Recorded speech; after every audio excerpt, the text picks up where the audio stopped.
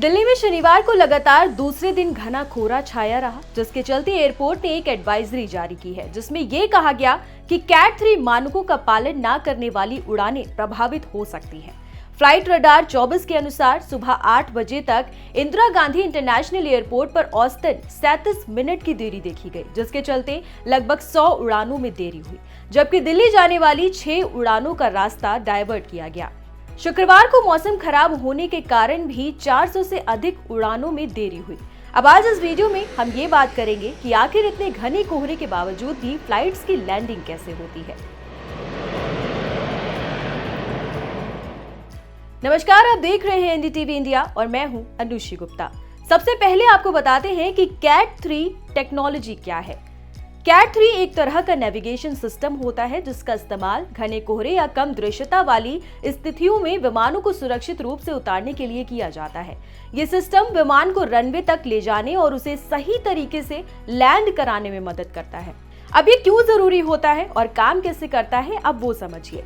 घने कोहरे में पायलट को रनवे दिखाई नहीं देता। कैट 3 सिस्टम पायलट को ऑटोमेटिक रूप से रनवे तक ले जाता है, जिसकी वजह से खराब मौसम में भी उड़ानें रद्द नहीं होती हैं और पायलट आराम से लैंडिंग कर पाते हैं। रनवे पर विशेष तरह के उपकरण लगे होते हैं जो रेडियो सिग्नल्स भेजते हैं। विमान में भी विशेष उपकरण होते हैं जो इन सिग्नल्स को पकड़ते हैं। ये उपकरण विमान के ऑटो पायलट को सिग्नल देते हैं, जिससे विमान रनवे की ओर जाता है, जिसमें पायलट को केवल विमान की निगरानी करनी होती है और इन्हीं उपकरणों की वजह से पायलट घने कोहरे में भी लैंडिंग कर पाते हैं।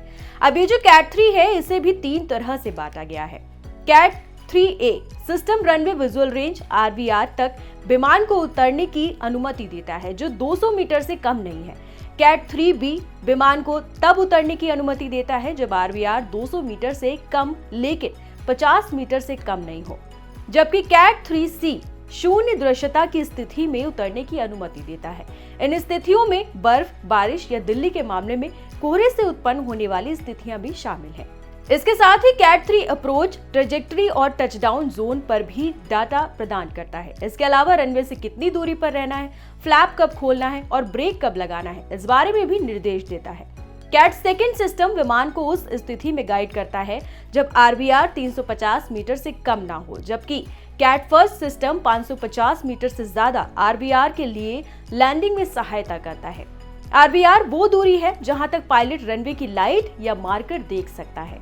आपको बता दें कि भारत में ऐसे 6 हवाई अड्डे हैं जिनके रनवे को कैट 3B परिचालन के लिए प्रमाणित किया गया है, जिसमें दिल्ली, लखनऊ, जयपुर, अमृतसर, बेंगलुरु और कोलकाता शामिल है। कैट 3A प्रणाली को पहली बार वर्ष 2001 में दिल्ली के इंदिरा गांधी इंटरनेशनल एयरपोर्ट के रनवे 28 पर स्थापित किया गया था और 2005 में 55 करोड़ रुपए की लागत से उन्नत सतही संचलन, मार्गदर्शन और नियंत्रण प्रणाली यानी कि ASM-GCS के साथ कैट 3B ILS में अपग्रेड किया गया था।